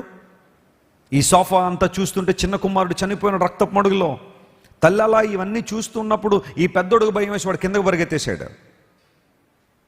తల్లికి ఏం చేయాలో అర్థం కాని పరిస్థితుల్లో వెంటనే భర్తకు ఫోన్ చేసింది. పరిస్థితి ఇదండి. డ్రైవర్ ఏదో పని మీద కారు మళ్ళీ ఇంటికి తీసుకొస్తే డ్రైవర్ పంపించడానికని వెళ్ళమనగానే ఈ డ్రైవర్ వెళ్ళి వారి యొక్క ఆ పార్కింగ్ లాట్లో కారు చాలా స్పీడ్గా వెనకకు తీశాడు. ఆ కారు చక్రం వెనకాల పెద్దోడు ఉన్నాడు అక్కడ. వాడికి ఏమైందో తెలియదు, భయం వేసిపోయింది. గవ పరిగెత్తి వారు కారు వెనకాల దాక్కున్నాడు. వాడు చూడలేదు, డ్రైవర్ వచ్చి కారు వెనకకు రాగానే ఆ కారు వాడి మీద ఎక్కేసింది. పెద్దోడు చచ్చిపోయాడు. ప్రభునందు ప్రియులారా, పైన ఇంట్లో చిన్న కొడుకు శవం, క్రింద పార్కింగ్ లాట్లో పెద్ద కొడుకు శవం. భర్త ఏమో దూరంగా ఉన్నాడు. భార్య ఈ 2 బిడ్డల మరణాన్ని ఒక్కరోజే తట్టుకోలేక ఆ పై అంతస్తు నుండి భార్య దూకి చచ్చిపోయింది. నిజంగా జరిగిన సంఘటన. ఈ లోపల భర్త వచ్చాడు. భార్య శవం, 2 కుమారుల శవాలు ముందున్నాయి. మెంటల్ ఫ్యాకల్టీస్ బ్రేక్ అయిపోయినాయి. పిచ్చివాడైపోయాడు. వెంటనే బట్టలు లాగేసుకుంటున్నాడు, జుట్టు పీకేసుకుంటున్నాడు. ఏమైందో తెలీదు. డాక్టర్లు చెప్పారు ఇతనికి పిచ్చి వచ్చేసిందని. చూడకూడని ఒక దృశ్యం, చూడకూడని ఒక వీడియో ఆ ఇంట్లో ఎంత వినాశనాన్ని తీసుకొచ్చిందో చూడండి. చాలాసార్లు నువ్వు అనుకుంటున్నావు ఏముందండి సరదాగా అండి, అంత ఏదో అలా చూస్తున్నారని అంతే, పిల్లలు టైంపాస్ అండి. No, the devil is enemy is inspiring them, influencing them to do some wrong things. చూడకూడని వాటిని చూడడం వల్లనే కదా దీనిని చాలామంది యవనసులు దారి తప్పిపోతున్నారు. చూడకూడని వాటిని చూడడం వల్లనే కదా ఎన్నో అగాత్యాలు భూమి మీద జరుగుతున్నాయి. పోర్నోగ్రఫీకి బానిసలైపోవడం వల్ల కదా చిన్న చిన్న పిల్లలు కూడా నడి రోడ్ల మీద భయంకరంగా చెరిపివేస్తున్నారు మనుషులు. పాపం ఆకర్షణ ముందు బాగానే ఉంటుంది, కానీ రాను రాను నిన్ను భయంకర బంధకాల్లోకి నెట్టివేసినప్పుడు భయంకరమైన కార్యాలని కుటుంబంలో జరిగే అవకాశాలు ఉంటాయి. ప్రియ దేవుని బిడ్డలారా, వంచండి మీ మోకాళ్ళు దేవుని సన్నిధిలో. దేవునికి భయపడండి, పాపం చేయడానికి భయపడండి. దేవుడు చూస్తున్నాడనే విషయాన్ని గుర్తించండి, ఆయన వైపు తిరగండి. మీ జీవితాలు అద్భుతాలు జరుగుతాయి. మారు మనసు రక్షణ లేక అన్నింటినీ సరదాగా తీసుకుంటూ పోన్లే అంటే అపవాది ఒక్కొక్క స్టెప్ వచ్చేస్తాడు నీ ఇంట్లోనికి. మీ విరోధన అపవాది ఎవరిని మృంగుదునా అని గర్జించే సింహంలో ఏం చేస్తున్నాడు? తిరుగులాడుతున్నాడు. కానీ ఏ కుటుంబం అయితే ప్రార్థనలో మోకాళ్ళు వేస్తారో ఆ కుటుంబం చుట్టూ దేవుని ప్రొటెక్షన్ ఉంటుంది. గట్టిగా చప్పట్లు కొట్టి దేవుని అన్మాయంపరిచిన హల్లెలూయా. విరోధి చెలరేగిపోతున్నా, విరోధి మృంగవాలని చూస్తున్నా, the more you pray, you put a fence around your family, you put a fence around your children. నీ పిల్లల ముందు, నీ పిల్లల చుట్టూ, నీ ఇంటి చుట్టూ ఒక ప్రార్థనా కంచె. ప్రాముఖ్యంగా స్త్రీలారా, కుటుంబ స్త్రీలారా వినండి, మీ కుటుంబానికి మీ ప్రార్థన ఒక కంచెగా ఉంటుందనే విషయం నీకు తెలుసా? కుటుంబ యజమానులారా వినండి, మీ బిడ్డల చుట్టూ మీరు చేసే ప్రార్థన ఒక కంచెలా ఉంటుందని నమ్మండి. అందరూ కలిసి ప్రార్థించండి, కుటుంబాలు దీవెన పొందుతాయి, ఆశీర్వాదం పొందుతాయి. ఎడతెగక వారు దేవుని ఆలయంలోకి వచ్చి ఏం చేశారట? దేవునికి స్తోత్రం చెల్లించారు. ఎందుకంటే దేవుడు వారి జీవితంలో చేసిన మేళ్ళు ఉపకారాలను బట్టి దేవునికి మహిమ చెల్లించారు. Let us praise the name of Jesus. Let us worship our King of Kings and Lord of Lords every day, every moment. యేసు ప్రభువును ఆరాధించడం ఆదివారానికే పరిమితం చేయకండి. ప్రభువును ఆరాధించడం, ప్రార్థన చేయడం, దేవుని సన్నిధికి రావడం కొన్ని సందర్భాల్లో, కొన్ని సమయాలకు మాత్రమే పరిమితం కాదు. మన హృదయాలు దేవునితో ఎల్లప్పుడూ అనుసంధానం చేయబడి స్తుతి అర్పణ చేస్తూనే ఉండాలి. హల్లెలూయా. ప్రభువుని ఆరాధిస్తూనే ఉండాలి. ఆయన గొప్పతనాన్ని బట్టి, ఆయన మంచితనాన్ని బట్టి, ఆయన కృపను బట్టి మనం దేవుని స్తుతించాలా. అమెరికా దేశంలో ఒకసారి ఒక పాస్టర్ గారు చర్చ్ అందరికీ చెప్పారు, మనం ఒకరోజు వర్షిప్ నైట్ పెడదాము, అందరం కలిసి దేవుని ఆరాధన చేద్దాం, రాత్రంతా కాసేపు దేవుని సన్నిధిలో గడుపుదాం, వర్షిప్ నైట్ పెడదామని చెప్పి ఆహ్వానాన్ని ఇచ్చారు. వెంటనే singing team, church members, committee members, వాయిద్యాలు వాయించే వాళ్ళు అందరూ సిద్ధపడిపోయారు. చాలా గ్రాండ్గా వర్షిప్ నైట్ చేద్దామని చెప్పి నిర్ణయించుకున్నారు. అదేంటో కానీ ఆ వర్షిప్ నైట్ ఒక 2 రోజుల ముందే పాస్టర్ గారు ఏదో ఒక కారణాన్ని బట్టి చనిపోయాడు. ఆయన ప్రభువుని ఎరిగిన వాడు కాబట్టి పరలోక రాజ్యానికి వెళ్ళిపోయారు. సంఘం అంతా కూర్చుని ఇప్పుడు చేద్దామా వద్దా, ఈయనేమో చనిపోయారు, వర్షిప్ నైట్ చేద్దామంటే కొంతమంది అన్నారు. పాస్టర్ గారు ఆలోచన కాబట్టి ఆయన ఎంతో మక్కువ పడి ఈ కార్యక్రమం నెరవేర్దాం అనుకున్నాడు కాబట్టి మనం ఆపద్దు, చేద్దాం అని చెప్పి బరియల కార్యక్రమం అంతా ముగించిన తర్వాత వర్షిప్ నైట్ చేయడానికి నిర్ణయించారు. సో ఆ రోజు చాలామంది వచ్చేసారు, చర్చ్ అంతా నిండిపోయింది, లైటింగ్ వచ్చేసింది, సౌండ్ సిస్టమ్ వచ్చేసింది, ఆ తర్వాత మ్యూజిషియన్స్ వచ్చేసారు, సింగర్స్ వచ్చేసారు, మంచి డ్రెస్సులు వేసుకున్నారు, అందరూ వచ్చి దేవుని ఆరాధన చేస్తూ ఉంటే ఇదిలా జరుగుతుంటే అలా పైన ఒక్కసారి పరిశీలన చేస్తే పాస్టర్ గారు యేసు ప్రభు ఇద్దరు మాట్లాడుకున్నారు పైన. ఆయన అంటున్నాడట, ప్రభువా నువ్వు ఎలాగైతే ఈ ఆరాధన చూస్తావో వింటావో అలాగే నేను కూడా కొంచెం వినాలని అనుకున్నాను, ఎందుకంటే నేను అనుకున్నదే ఇప్పుడు సంఘం అంతా పాడుతున్నారయ్యా, నాకు అవకాశం ఇవ్వు ప్రభు అంటే, ప్రభు అన్నాడు సరేరా మన ఇద్దరం చూద్దాం అనగానే పైనుండి పాస్టర్ గారు యేసురు ఇద్దరు చూస్తున్నారు ఈ కార్యక్రమాన్ని. చర్చ్లో 20,000 మంది ప్రజలు ఉన్నారు, అమోఘమైన ఆరాధన జరుగుతూ ఉంది. ఆ సౌండ్కి ఆ చర్చ్ అంతా కూడా కదిలిపోతుంది అన్నట్టు అనిపించింది. అందరూ కూడా ఆరాధన చేస్తున్నట్టుగానే ఉన్నారు. కానీ పరలోకానికి మాత్రం 2 స్వరాలే వస్తున్నాయట. ఇద్దరు పాడితే పాట ఎలా ఉంటుందో అలాగే వస్తుందట పైకి. పాస్టర్ గారు కొంచెం ఇలా అనుకుంటున్నాడు, ఏమో ఇక్కడ ఏమైనా టెక్నికల్ ప్రాబ్లం వల్ల సరిగ్గా వినపట్టలేదేమో అని అనుకుంటా ఉంటే యేసు ప్రభువు అలా చూస్తూనే ఉన్నారు. అప్పుడు అడిగారట పాస్టర్ గారు, అయ్యా ఇన్ని వేల మంది ఉన్నారు, అందరూ పాడుతున్నారు, కానీ 2 స్వరాలే పైకి వస్తున్నాయి, ఏంటి సంగతి అంటే, ప్రభు అన్నాడట, హృదయపూర్వకంగా ఎవరైతే నన్ను ఆరాధన చేస్తారో, మనస్ఫూర్తిగా ఎవరైతే నన్ను స్తుతిస్తారో వారి స్వరాలు మాత్రమే ఇక్కడ దాకా వస్తాయని ఆయన అన్నాడట. అప్పుడు పాస్టర్ గారికి అర్థమైపోయింది, 20,000 సంఘంలో ఎంతమంది ఉన్నారు అక్కడ దేవుణ్ణి ఆరాధించేది? 2. మరి మిగతా వాళ్ళందరూ ఎందుకు ఆరాధన చేస్తున్నట్టు? మిగతా వాళ్ళందరూ ఎందుకు దేవుని స్తుతిస్తున్నట్టు? చాలాసార్లు మన జీవితాల్లో ఇలాగే జరుగుతుంది. నేను అనుకుంటాను ఆరాధించండి కానీ మనలో చాలామంది ఆరాధించాం, ప్రార్థన చేయండి అని ప్రార్థన చేసాం, కానీ ఎంతమంది ప్రార్థనలు, ఎంతమంది ఆరాధన ప్రభు వరకు చేరుతుంది? కొంతమంది కనీసం పక్క వాళ్ళకే వెళ్తల్లా కదా, ఈ కప్పు దాటి కూడా పైకి వెళ్దేమో కొంతమంది ఆరాధన. ఎందుకోసం? నీ హృదయం దేవునితో అనుసంధానం లేదు కాబట్టే నీ జీవితంలో దేవుణ్ణి మెప్పించలేకపోతున్నావు. మనుషులు చూడాలనే ఆరాధన, మనుషులు మెచ్చుకోవాలనే ఆరాధన, మనుషులు చూడాలనే ప్రార్థన, మనుషులు చూడాలనే భక్తి ఇంకెంతకాలం చేస్తావు? రా యేసయ్యా నిన్ను మెప్పించడానికి. అయ్యా నా ప్రాణప్రియుడు నీవు ప్రభు, నన్ను ప్రేమించిన వాడు నీవయ్యా, నా కోసం ప్రాణం పెట్టింది నువ్వయ్యా, నన్ను రక్షణ మార్గంలో నడిపిస్తుంది నువ్వు ప్రభు, మనస్ఫూర్తిగా నీ కొందనమని ఎప్పుడైనా దేవునికి కృతజ్ఞత చెల్లించావా? స్తుతులు చెల్లించావా? స్తోత్రం చేశావా? వీరు ఎడతెగక దేవునికి ఏం చేశారట? స్తోత్రం చేశారు. అలా చేయడాన్ని బట్టి దేవుని మహిమ కార్యాలు వారి జీవితంలో స్పష్టంగా జరిగాయి. నమ్మండి దేవుని బిడ్డలారా, చాలాసార్లు చెబుతున్నాను, మరలా చెప్పడానికి ఇష్టపడుతున్నా, స్తుతి మన స్థితిని ఏం చేస్తుంది? మారుస్తుంది. When you praise God, the atmosphere changes. నీ చుట్టూ ఉన్న వాతావరణంలో మార్పు రావాలి అంటే చెప్పండి, అక్కడే ఉండాలా? స్తుతి ఉండాలా? ప్రభువుని స్తోత్రం చేసే అనుభవాలు ఉండాలి. The more you worship, the less you worry. నువ్వు ఎంత ఎక్కువగా దేవునికి స్తోత్రం చేస్తావో, ఎంత ఎక్కువగా దేవుని ఆరాధన చేస్తావో, అంత తక్కువగా చింతపడతావు. ఎంత ఎక్కువగా చింతపడిపోతుంటే నీలో ఆరాధన ఏమైపోతూ ఉంటుంది? తరిగిపోతూ ఉంటుంది. Raise the standard of your worship. నీ ఆరాధన ఆ విభాగాన్ని, ఆరాధన స్థాయిని పెంచు. నీ జీవితంలో చింతలన్నీ ఏమైపోతాయి? తరిగిపోతాయి. నాకు అనిపిస్తుండదు అప్పుడప్పుడు, ఎయిర్పోర్ట్లో ఫ్లైట్లో కూర్చోగానే, ఎయిర్పోర్ట్ చాలా పెద్దగా ఉంటుంది, ఆ టెర్మినల్ అన్నీ మనం చూస్తాం. ఎస్పెషల్లీ సింగపూర్ ఎయిర్లైన్స్లో మనం ప్రయాణం చేస్తే సింగపూర్ చాంగి ఎయిర్పోర్ట్ అని ఉంటుంది, చాలా పెద్ద ఎయిర్పోర్ట్ అది. దుబాయ్లో ఎయిర్పోర్ట్ ఉంటుంది, దుబాయ్ ఎయిర్పోర్ట్, 3 టెర్మినల్స్ ఉంటాయి, చాలా పెద్ద ఎయిర్పోర్ట్. మీరు చూసే ఓపుకుండలే కానీ ప్రతి నిమిషానికి 2 విమానాలు దిగుతూ ఉంటాయి, వెళ్తూ ఉంటాయి. ఇంకా విమానాలు పెద్ద పెద్ద విమానాలు మళ్ళీ అవన్నీ కూడా. ఆ టెర్మినల్ చాలా పెద్దగా ఉంటాయి. ఇక్కడ ఫ్లైట్ దిగి బయటకు రావడానికి కొన్నిసార్లు అరగంట నడవాల్సి వస్తుంది. అలాంటి పరిస్థితులు. ఆ ప్లేన్లో కూర్చోగానే మనకు ఆ చుట్టుపక్కల వాతావరణంతో చాలా పెద్ద పెద్ద బిల్డింగ్లు ఇవన్నీ కనబడుతుంటాయి. పైలట్ ఏం చేస్తారంటే ఆ ప్లేన్ని జాగ్రత్తగా రన్వే మీద తీసుకొచ్చి ఆ వేగాన్ని పెంచి ఒక్కసారి టేక్ ఆఫ్ తీసుకోగానే, మనం అలా చూస్తూ ఉండగానే విమానం పైకి వెళ్తున్న కొలది కింద ఉన్నవన్నీ ఏమైపోతుంటాయి? మనకి చాలా చిన్నగా కనబడుతూ ఉంటాయి. పెద్ద పెద్ద విమానాలు ఉన్నవన్నీ కూడా చిన్న పిల్లలు ఆడుకునే కాగితాల విమానాలు కనబడుతుంటాయి మనకి. ఆ తర్వాత కార్లు ఇవన్నీ కూడా పైనుండి చూస్తూ ఉంటే మనం ప్రయాణం చేసే పెద్ద పెద్ద కార్లని చిన్నగా కనబడతాయి, బస్సులు చిన్నగా కనబడుతుంటాయి, బిల్డింగ్స్ చిన్నగా కనబడుతుంటాయి. అలా విమానం పైకి వెళ్ళే కొలది ఈ క్రింద ఉన్నవన్నీ ఏమైపోతూ ఉంటాయి? చిన్నగా కనబడుతుంటాయి. పర్సెప్షన్ ఇది.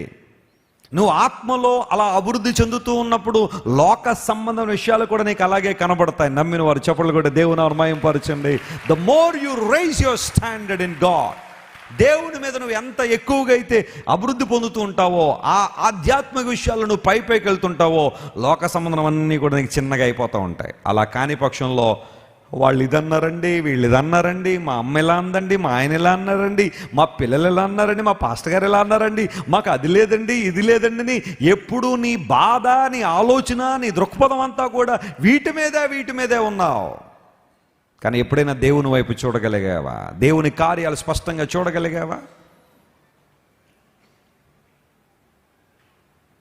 పందెట ఆకాశం వైపు జీవితంలో 2 సార్లు చూస్తుందట. చెప్పండి, ఎప్పుడు చూస్తుందట? 2 సార్లు. అది మొట్టమొదటిగా పుట్టినప్పుడు దాని తల్లి కలుపులోంచి బయట రాగానే ఒకసారి అలా బోర్లా పడతాడు. బోర్లా పడినప్పుడు చూస్తుందండి అది. ఇంకా ఆ టైంలో పెద్ద ఏం అర్థం అవుతుంది, దానికి ఏం అర్థం అవుతుంది. ఇంకా అది తప్పితే మళ్ళీ లైఫ్లో ఇంకెప్పుడు ఏం చూడదట? అది ఆకాశం వైపు చూడదు. ఆ చూపంతా ఎప్పుడు ఎక్కడ బురద ఉందా, ఎక్కడ కాలువలు ఉన్నాయా, అవి కూడా బాగా దుర్వాసన వచ్చాయి. మామూలు ఫ్రెష్ వాటర్ సరిపోవు దానికి.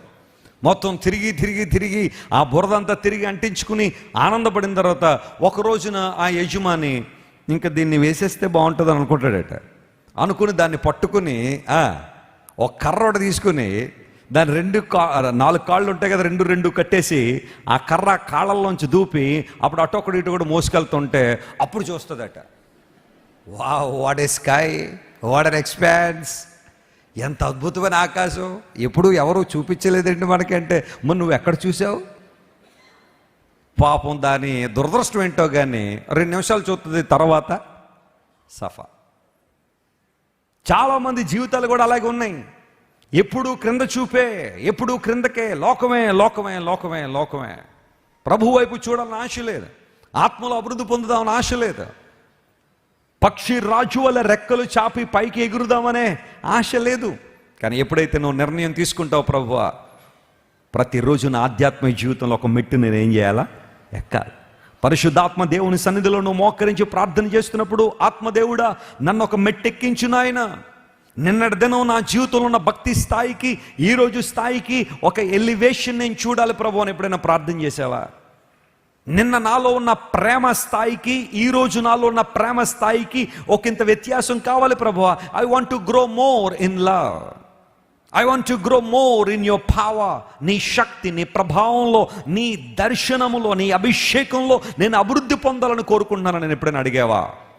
That is my prayer every day. ప్రతిరోజు దేవుని సన్నిధిలో ప్రార్థన చేస్తాను, ప్రభువా నేను మరెవరితోనూ కంపేర్ చేసుకోవాలని ఆశ నాకు లేదు. I don't want to compete with anybody, I don't want to compare with anybody. నేను ఎవరితో పోటీ పడడం కానీ కంపేర్ చేసుకోవడం కానీ చేసుకోను, నన్ను నేనే కంపేర్ చేసుకుంటా. నిన్నున్న నా ఆధ్యాత్మిక జీవితానికి, ఈరోజు నా ఆధ్యాత్మిక జీవితానికి నా గ్రాఫ్ ఒక మెట్టు ఎక్కాలే కానీ ఒక మెట్టు దిగడానికి వీల్లేదు. అలాంటి అనుభవం ఎప్పుడైనా నీలో ఉందా? చాలాసార్లు మంచి విషయాల్లో మనం ఇతరులతో కంపేర్ చేసుకోం, కానీ చెప్పండి వ్యర్థమైన విషయాల్లో మాత్రం చాలా కంపేర్ చేసుకుంటాం లేదా? మంచి విషయాల్లో చేసుకో. ఎవరైనా 4 గంటలు ప్రార్థన చేశారంటే వాళ్ళు చేస్తారండి, వాళ్ళకి టైం ఎక్కడ, వాళ్ళకి టైం ఉంది కాబట్టి మాకెక్కడ ఉందండి అంటాం. ప్రార్థన చేసే వాళ్ళతో కంపేర్ చేసుకో, కొన్నిసార్లు వాక్యం చదివే వాళ్ళతో కంపేర్ చేసుకో. వ్యర్థమైన వాళ్ళతో అందరూ కంపేర్ చేసుకుని, ఏంటమ్మా మందిరానికి రాలేదంటే, మా ఇంటి పక్క ఆవిడండి 3 ఆదివారం నుంచి రావట్లేదండి, నేను 2 అంటారు చాలామంది. అదే పెద్ద పోలిక అనమాట అది కదా. బాబు తమ్ముడు ఏంటి ఆధ్యాత్మిక జీవితం ఎలా ఉందంటే, మా ఇంటి ప్రక్కన ఆయనండి 6 పెట్టెలు తాగుతాడండి రోజుకి, నేను 1 పెట్టే తాగుతారండి అంటాడు కొంతమంది. ఏంటంటే ఇవి సిగరెట్లు, ఆయన 6 ఈయన 1 2 ఒకటేనాయన, పెద్ద వ్యత్యాసం ఏం కాదు దేవుని దృష్టిలో. విషం 2 గ్లాసులు తాగినా ఒకటే, 2 చుక్కలు తాగినా ఒకటే. విషయానికి తెలిసింది నేను చంపడమే కానీ నువ్వు ఎంత తీసుకున్నావు అని కాదు. మోతాదు గురించి అక్కడ ప్రశ్న కాదు, దాని నైజం, దాని యొక్క స్వభావమే నన్ను చంపడం. Don't compare with anybody. అలాంటి కంపేర్లు, వ్యర్థమైన కంపారిజన్ చేయకండి. లేఖనం సెలవిస్తూ ఉంది, ఎడతెగక వారు దేవునికి స్తోత్రం చేశారు. అలాంటి అనుభవంలోకి మనం వద్దాం. 2వ మాట దగ్గరికి వద్దాం. చూడండి, ఎడతెగక మనం చేయాల్సిన పని ఏంటంటే, రోమీలకు రాసిన పత్రిక 1వ అధ్యాయం 10వ వచనం కూడా చదువుదాం. రోమీలకు రాసిన పత్రిక 1వ అధ్యాయం 10వ వచనంలో, దేవుని వాత్సల్యత మన మీద ఎడతెగక నిలవాలి అంటే మనం చేయాల్సిన 2వ పని అపోస్తలుడైన పౌలు మాట్లాడుతున్నాడు. రోమా 1:10. నా ప్రార్థనల యందు ఎల్లప్పుడూ ఆయనను బతిమాలుకొనుచు. 9-10 కలిసే ఉన్నాయి కదా, 9 చదవండి ఒకసారి. ఇప్పుడు ఎలాగైనాను ఆటంకము లేకుండా మీ యొద్దకు వచ్చుటకు దేవుని చిత్తము వలన నాకు వీలు కలుగునేమో అని నా ప్రార్థనల యందు ఎల్లప్పుడూ ఆయనను బతిమాలుకొనుచు మిమ్మును గూర్చి. చూడండి, మిమ్మును గూర్చి ఎడతెగక జ్ఞాపకము చేసుకుంటున్నాను. ఎడతెగక నేను ఏం చేసుకుంటున్నానో జ్ఞాపకం చేస్తున్నా. జ్ఞాపకం చేసుకున్నాడట పౌలు గారు. ఎవరిని? సినిమా యాక్టర్లా? ఎవరిని? మరొకళ్ళ కాదు, రోమాలో ఉన్న సంఘాన్ని. స్తోత్రం చెప్పండి ఒకసారి, హల్లెలూయా. ఎందుకు రోమాలో ఉన్న సంఘాన్ని దేవుని సేవకుడు జ్ఞాపకం చేసుకున్నాడంటే, ఆ సంఘము శ్రమలకు నిలిచినదై, కష్టానికి నిలిచినదై, ప్రతికూలతలకు నిలిచినదై, పర్సిక్యూషన్కి నిలిచినదై. రోమా అనే పట్టణంలో దేవుని యొక్క సంఘం ప్రారంభించబడ్డమే ఒక అమోఘమైన విషయం. ఎందుకోసం? పూర్వదినాల్లో రోమా ప్రభుత్వం భయంకరమైన విధానాలు కలిగిన ప్రభుత్వం అది. రోమా సంఘం అనేది రోమా ప్రభుత్వం అనేది 1వ శతాబ్ద కాలంలో మోస్ట్ పవర్ఫుల్ ఎంపైర్. ఆ సామ్రాజ్యాతనేది ఏది చెబితే అది చేసేవారు. రోమన్ చరిత్ర కాలంలో అనేక మంది దుష్ట రాజులు దేవుని బిడ్డలను అత్యంత భయంకరంగా హింసించారు. ఫర్ ఎగ్జాంపుల్, నీరో గురించి ఆలోచన చేస్తే, నీరో అనబడే ఒక వ్యక్తి ఉండేవాడు. అతడు ఎంత భయంకర వ్యక్తి అంటే, ఇంకా అతడు మామూలు దుష్టత్వం కాదు అతన్ని. మచ్చుకు 2 చెప్తాను వినండి. నీరో గొంతుకట గాడిద గొంతుకులా ఉండేదట. చెప్పండి ఎలా ఉండేది? మాట్లాడితే కేవలం గాడిద మాట్లాడినట్టు, అంత భయంకరంగా ఉండదు వాయిస్. పోనీ అతని వాయిస్ అలా ఉందని ఊరుకునేవాడా? నీరో ఏం చేసేవాడట, తన వాయిస్ అలా ఉందని చెప్పి ఎవరైనా మంచి వాయిస్ ఉంటే వాళ్ళ కంటాలకు వచ్చేవాడట. అంత పైశాచికమైన మాట. ఈరోజు పాటల పోటీలు నిర్వహించబడిని పిలిచేవాడట. రాజుగారు పిలిచారు కదా అని చెప్పి అందరూ వచ్చేసి ఆ రాగంలో ఈ రాగంలో పాటలు పాడితే నువ్వు చాలా బాగా పాడు, ఇలా వెనక్కి రానేవాడట.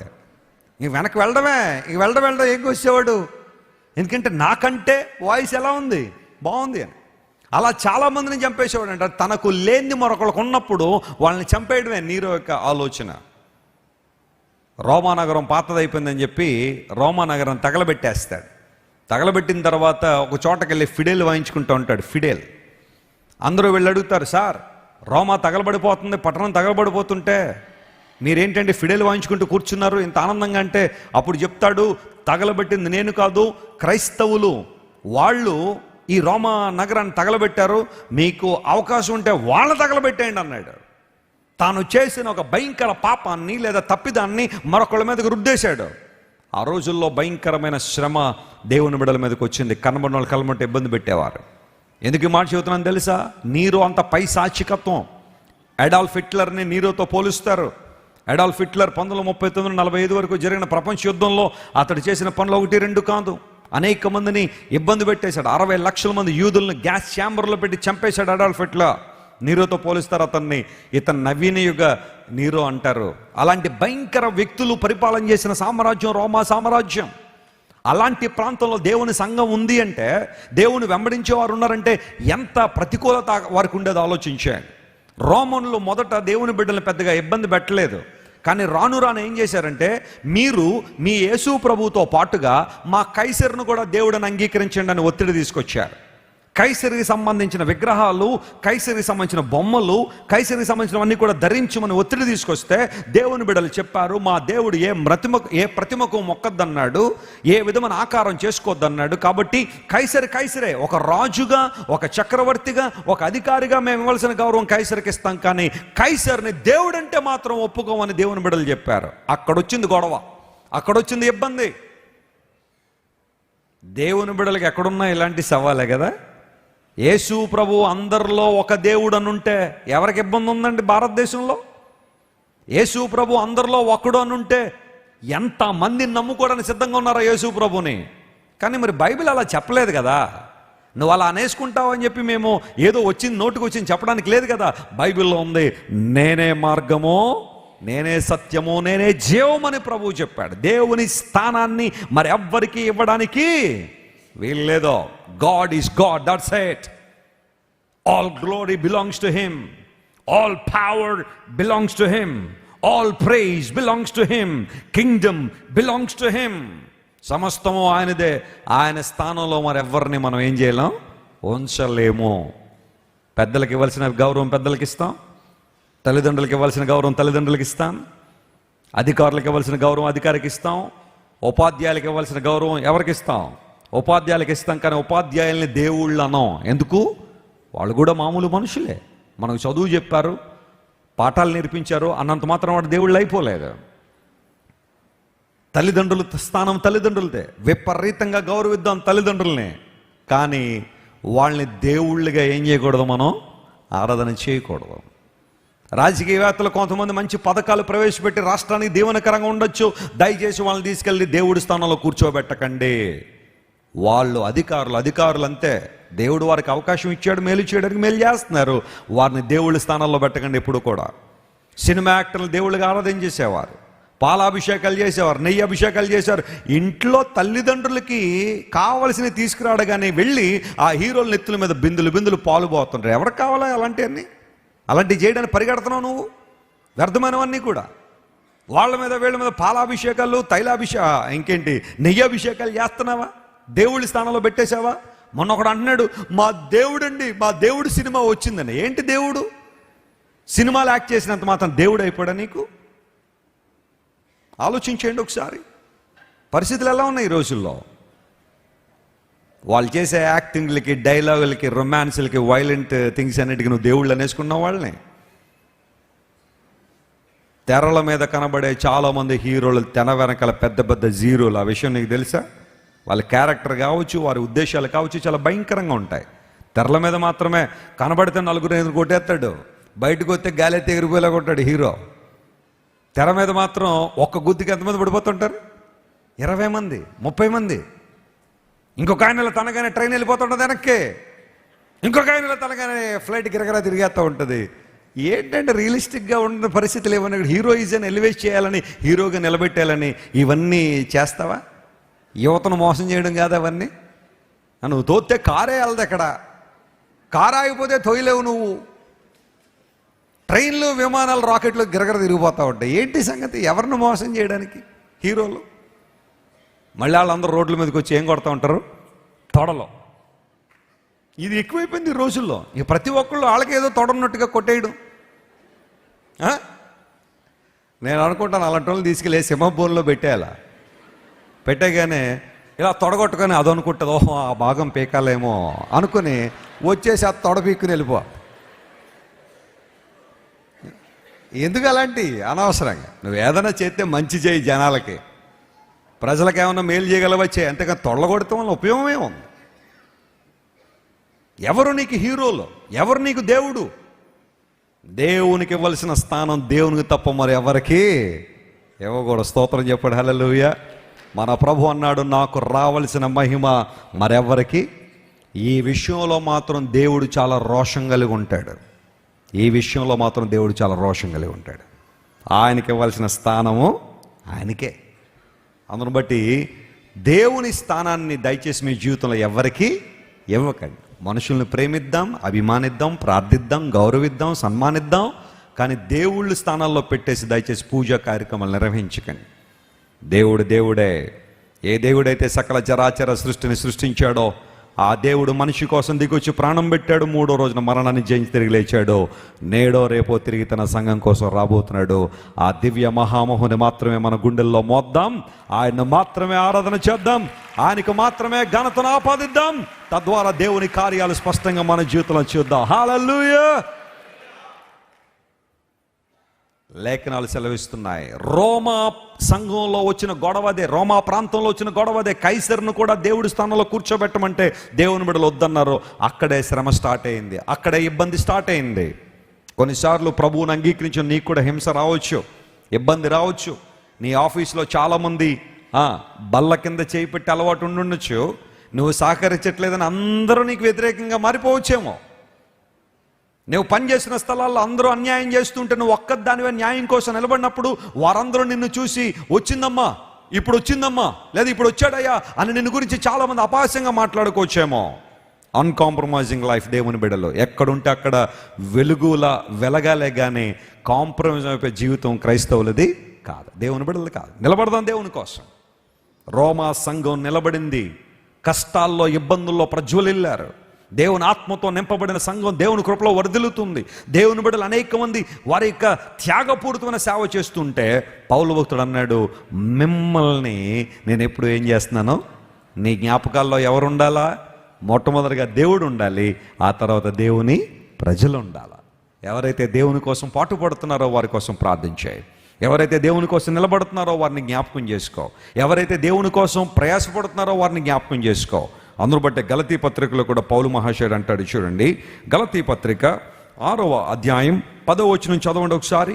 గలతీలకు రాసిన పత్రిక 6వ అధ్యాయం 10వ వచనం చదివితే అందులో ఒక మాట రాయబడింది, కాబట్టి మనకు సమయము దొరికిన కొలది అందరి ఎడలను విశేషముగా విశ్వాస గృహమునకు చేరిన వారి ఎడలను చెప్పండి, ఏం చేద్దాం?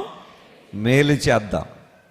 ఎంతమంది మేలు చేసేవారుగా ఉండాలని ఇష్టపడుతున్నారు? ఇక్కడ చేతులు ఎత్తండి ఒకసారి. Praise the Lord. హల్లెలూయా. దేవుడు మిమ్మల్ని దీవించును గాక. కీడు చేసేవారంగా దేవుని బిడ్డలు ఉండడానికి వీళ్ళే.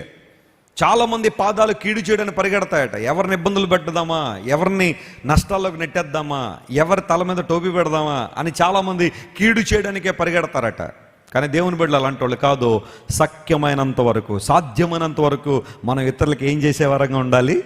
మేలు చేసేవారంగా ఉండాలి. అది దేవుడు కోరుతున్నాడు.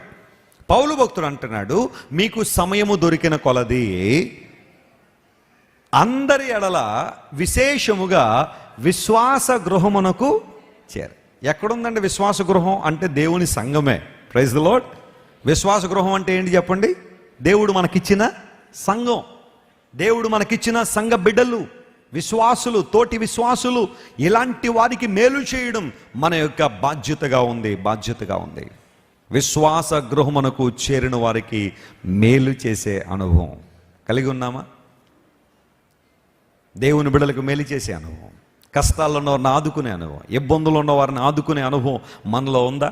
దేవుడు అలాంటి కృపను మనకి ఇచ్చినప్పుడు మనం ఇతరులను సంస్కరించడానికి, మేలు చేయడానికి ఉపయోగించబడాలి. యేసు ప్రభువు చెప్పిన గొప్ప బోధల్లో ఒకటి అదే కదా, నిన్ను వలే, అందరూ చెప్పండి, చర్చిలో ఉన్న వాళ్ళందరూ చెప్పాలా, నిన్ను వలే నీ పొరుగు వారిని ప్రేమించమన్నాడా, ద్వేషించమన్నాడా? మరి మనం ఎందుకు ద్వేషిస్తున్నాం? మనం ఎందుకు కేకలేస్తున్నాం? మనం ఎందుకు నిందలేస్తున్నాం వాళ్ళ మీద? మనం ఎందుకు భయంకరంగా మాట్లాడుతున్నాం? నిన్ను వల్ల నీ పొరుగు వారిని ప్రేమించని దేవుడు చెప్పాడు. తీర్పు తీర్చడం ఆయన పని అన్నాడు, మన పని కాదు. మన పని ఏంటి చెప్పండి? ప్రేమించడం, సువార్త చెప్పడం, దేవుని మాటలు అందించడం. ఒక కీడును కీడుతో కాక దేంతో జయించమన్నాడు? మేలుతో జయించమన్నాడు దేవుడు. అది చెప్పేయడం చాలా ఈజీయే కావచ్చు, కానీ ప్రాక్టికల్ లైఫ్లో మాత్రం చాలా కష్టంగానే ఉంటుంది. ఈ రోజుల్లో జీవితాలు ఎలా ఉన్నాయంటే, కుటుంబ సభ్యుల్ని ప్రేమించలేని పరిస్థితుల్లో ఉన్నారు. బయట వాళ్ళు ఏం ప్రేమిస్తారు చెప్పండి? భార్యనే ప్రేమించలేని భర్తలు, భర్తనే ప్రేమించలేని భార్యలు, తల్లిదండ్రులు ప్రేమించలేని పిల్లలు, పిల్లల్ని ప్రేమించలేని తల్లిదండ్రులు సమాజంలో పెరిగిపోతున్న ఈ రోజుల్లో పరిస్థితి ఎలా ఉంది? ఒకసారి ఒక కుమారుడు పెండ్లి చేసుకున్నాడు. కోడలు వచ్చింది. రాగానే తల్లిదండ్రుల దగ్గరికి వెళ్ళి అన్నాడు, మీకు మాకు సెట్ అవ్వట్లేదు, కొంచెం మీరేం అనుకోకపోతే కొంచెం ఓల్డేజ్ హోమ్లో దింపేస్తాను మిమ్మల్ని అన్నాడు. సరే నాయన, మీరు హ్యాపీగా ఉంటారంటే అంతకన్నా మాకు కావాల్సిందే ఉంది. ఎలాగే మేము ముసలోళ్ళమే, నేడు రేపు పోతాం, నువ్వు నీ భార్య జాగ్రత్తగా ఉండండి, ఆయన సంతోషంగా ఉండండి, పర్లేదు మమ్మల్ని దింపేసి పర్లేదు అన్నారు. కొడుకు కోడలు ఇద్దరు తీసుకొచ్చి తల్లిని తండ్రిని ఒక ఆశ్రమంలో దిగబెట్టి వెళ్ళిపోయారు. ఏడుపు వస్తుంది కదా, ఏడుస్తున్నారు తల్లిదండ్రులు ఇద్దరు. ఇంటి దగ్గర ఏదో అన్నారు కానీ ఇంకా బిడ్డ వాళ్ళ కోసం రాడని ఎప్పుడైతే తెలుసుకున్నారో ఏడుస్తూ ఉంటే, ఆ ఆశ్రమంలో ఒక పెద్ద ఆయన, చాలా కాలం నుండి ఒక ఆయన అందులో ఉన్నాడు, పనిచేస్తున్నాడు. ఆయన దగ్గరికి వచ్చి అడిగాడు, అయ్యా, చాలా సంవత్సరాల క్రితం మీకు పిల్లలు లేరని మా ఆశ్రమంలో ఒక అబ్బాయిని పెంచుకుందామని వచ్చారు కదా, ఆ అబ్బాయిని తీసుకెళ్లారు కదండి, ఎలా ఉన్నాడండి అబ్బాయి? ఒక అనాథ పిల్లని తీసుకెళ్లారు కదా మీరు, మా పిల్లలు లేరయ్యా, ఒక అనాథ పిల్లని ఇవ్వండి అని అడాప్ట్ చేసి తీసుకెళ్లారు కదా, ఆ బాబు బాగున్నాడండి, ఎలా ఉన్నాడండి అని అడుగుతున్నాడు ఆయన వచ్చి, పెద్ద ఆయన. ఎందుకంటే వీళ్ళ గురించి అతనికి తెలుసు. వెంటనే తల్లిదండ్రులు ఇద్దరు కళ్ళం నీళ్ళు తుడుచుకుని, అదిగోనండి ఆ అబ్బాయే, ఎక్కడి నుంచి అయితే వాడిని తీసుకెళ్ళామో మళ్ళా తీసుకొచ్చి మమ్మల్ని అక్కడ దింపేశాడు. ఇలాంటి కుటుంబాలు ఎన్ని లేవంటారు? చాలా తల్లిదండ్రులు అనాథ ఆశ్రమాల్లో దిగబెట్టకపోవచ్చు, కానీ ఇంట్లో వారిని ట్రీట్ చేసే విధానం అంతకన్నా దారుణంగా ఉంది. ప్రేమ లేని లోకంలో, ద్వేషం పెరిగిపోతున్న లోకంలో, స్వార్థం పెరిగిపోతున్న లోకంలో, మనం బాగుంటే చాలు, ప్రక్కోళ్ళు ఎలా పోతే నాకేంటి అనుకునే ఈ లోకంలో దేవుని మాట ఎంత విశిష్టమైందో గమనించండి. విశ్వాస గృహమునకు చేరిన వారికి ఏం చేయాలా? మేలు చేయండి. పౌలు భక్తుడు అందుకని అన్నాడు, రోమాలో ఉన్న సంఘాన్ని గురించి నేను మిమ్మల్ని ఏం చేస్తాను, ఎడతెగక జ్ఞాపకం చేసుకుంటున్నాను. ఇంకో మాట రెఫరెన్స్ ఇచ్చి ముగిస్తాను, టైం అయిపోయింది. తెస్సలోనికీ రాసిన మొదటి పత్రిక 5వ అధ్యాయాన్ని మనం చదువుతుంటే పౌలు భక్తుడు మాట రాశాడు. ఆ మాట చదువుకుని ముగింపు ప్రార్థన చేసుకుందాం. 1 Thessalonians chapter 5 and verse చదవండి, 17 చదవండి ఒకసారి, 15 చివర్లో ఆ మాట ఉంది. ఎడతెగక మీరు ఏం చేయండి? ప్రార్థన చేయండి. ఎడతెగక మీరేం చేయాలా? ప్రార్థన చేయాలా. ప్రార్థనలో మనందరం ఎదగాలి, మన మోకాళ్ళు వంగాలి. ప్రార్థన క్రైస్తవ జీవితానికి ఊపిరిగా మారిపోవాలి. మనందరం ప్రార్థనా పరులుగా మనందరం అభివృద్ధి పొందాలి. ఒక మాట నాతో చెప్పండి, అందరూ కూడా మనం కేవలం ప్రార్థన చేసే వాళ్ళంగా ఉండకూడదు, మనందరం ప్రార్థనా పరులుగా ఉండాలి. స్తోత్రం చెప్పండి, హల్లెలూయా. కేవలం ప్రార్థన చేసేవాళ్ళంటే భోజనం దగ్గర ప్రార్థన చేస్తారు, కొంతమంది ప్రయాణాలకు వెళ్ళే ముందు ప్రార్థన చేస్తారు, కానీ దేవునితో వ్యక్తిగతమైన సంబంధం ఉండదు. ప్రార్థన చేయడం వలన దేవుని కార్యాలు స్పష్టంగా మనం చూస్తాం. నీ జీవితంలో అపవాది చెలరేగుతున్నాడా? మోకాళ్ళు వేసే ప్రార్థన చేయి. భార్యాభర్తల మధ్య తగాద పెరుగుతుందా? ఇద్దరు మోకాళ్ళు వేసి ప్రార్థన చేయండి. బిడ్డల భవిష్యత్తు కోసం తల్లిదండ్రులు ప్రార్థన చేయండి. సంఘము అత్యాసక్తితో ప్రార్థన చేసినప్పుడు పేతురు చెరసాల నుండి ఏమయ్యాడో? విడుదల పొందాడు. పేతురు గారు చెరసాల నుండి విడుదల పొందేశారంటే అదేమన్నా చిన్న చెరసాల, చిన్న జైలా? ఆయన చుట్టూ ఎంతమంది ఉన్నారట చెప్పగలరా? 4 చతుష్టయములు. చతుష్టయం అంటే 4. 4 ఇంటూ 4 ఎంత? 8. 16 మంది సైనికులు ఉన్నారట. జెడ్ కేటగిరీ ఉన్న వాళ్ళు కూడా అంతమంది ఉండరేమో అంత చుట్టూ కదా. బ్లాక్ క్యాట్ కమాండర్స్ ఉంటారు, జెడ్ కేటగిరీ, వై కేటగిరీ, ఇలాంటి కేటగిరీల్లో సెక్యూరిటీ ఇస్తాడు కొంతమంది విఐపీలకి. చుట్టూ ఉంటారు వాళ్ళు. ఆ లోపలికి ఈగ కూడా రానివ్వరు. ఏమో అది వచ్చి ఏం చేస్తుందో అన్న భయం వారికి ఉంటుంది. పేతురు గారి చుట్టూ ఎంతమంది ఉన్నారట? 16 మంది సైనికులు, రోమా సైనికులు. అలాంటి వారి మధ్యలో పేతురు ఉండగా సంఘం ఏం చేసిందట? అత్యాసక్తితో ప్రార్థన చేశారు. దేవుడు విడుదలిచ్చాడా లేదా? అద్భుతమైన విషయాన్ని దేవుడు పేతురుకి ఇచ్చాడు. ఈ రోజుకి కూడా ఈ అనాలజీని ఒకసారి గమనిస్తే సంకెళ్లలో, చెరసాలలో చాలామంది ఉండిపోయారు. వారి కోసం మనం ఏం చేయాలా? ప్రార్థన చేయాలి. వారి విడుదల కోసం ప్రార్థన చేయాలా? దేవుని కార్యాలు స్పష్టంగా జరిగినట్లుగా ప్రార్థన చేయాలా? ప్రార్థన మన పరిస్థితులు మార్చే ప్రార్థన. దేవుని కొరకు అలాంటి అనుభవంలోకి వద్దామా? ఎడతెగక స్తోత్రం చేశారు, ఎడతెగక సంఘాన్ని జ్ఞాపకం చేసుకున్నాడు దైవజనుడు. ఎడతెగక ప్రార్థన చేయండి. దేవుని వాత్సల్యత మన మీద ఎడతెగక నిలుస్తుంది.